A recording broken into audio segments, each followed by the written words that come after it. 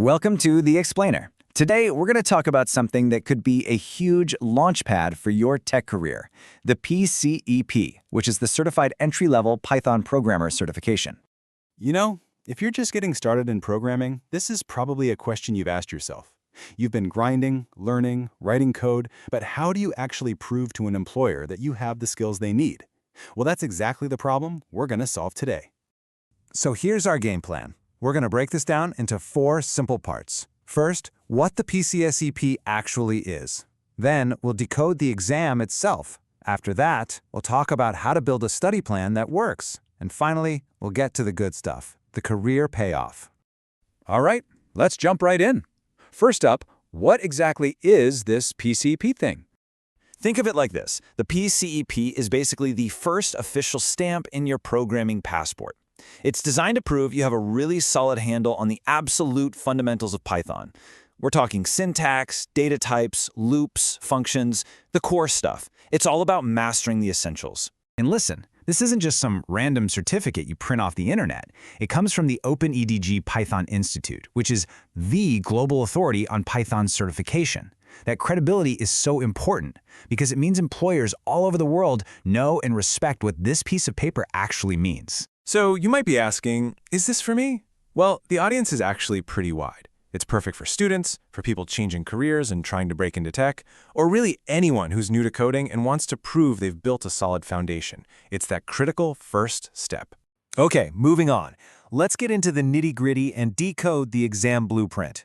Knowing the structure is half the battle, right? So let's look at the key numbers and topics you're going to need to master. First up, the exam is super concise, just 30 questions. This isn't some crazy long marathon, it's a very focused test of your core knowledge. And you've only got 45 minutes to get through those 30 questions. That's about 1.5 minutes for each one, so you got to be quick on your feet. There's no time to second-guess yourself. And to pass, you need to hit that 70% mark. So yeah, this isn't just a thanks for showing up kind of deal. You really need to demonstrate that you know your stuff. And here's the good news for your wallet. The exam currently costs $59. That makes it a really accessible way to get a credential, especially if you're just starting out. Okay, now pay close attention to this one, because this is your cheat sheet. This chart breaks down exactly what's on the exam.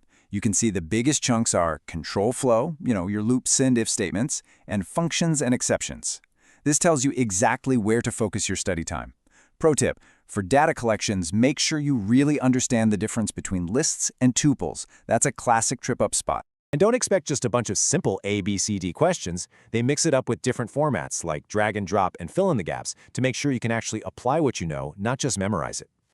All right, so you know what the exam looks like. Now for the million-dollar question. How do you actually prepare to pass this thing?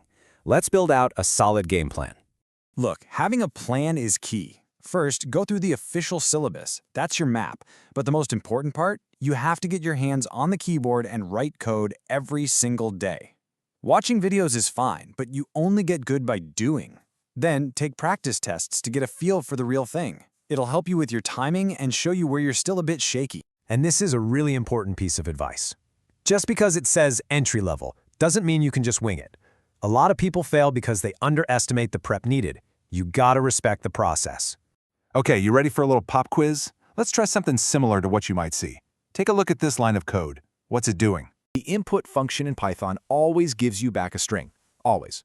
So this code asks the user for some input, and then that in function has to step in and convert or cast that string into a number, an integer, before it can be stored in the depth variable.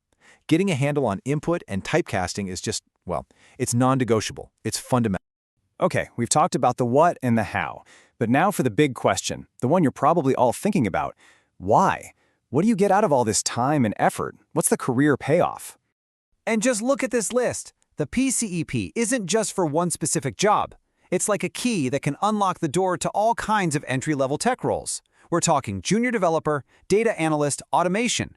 It tells employers you've got that solid foundation they can build on. And it's really important to see the bigger picture here.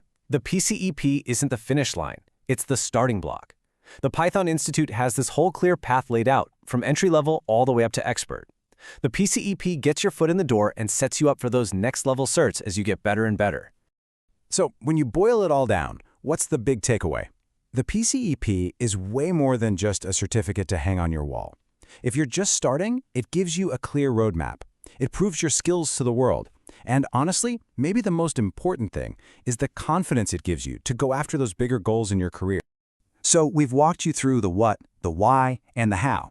We've basically handed you the map to get started in the industry. The only question left is the PCEP your next step? Thanks for joining us for this explainer. For free PCEP practice tests, you can either click the link in the description or simply scan the QR code on the screen.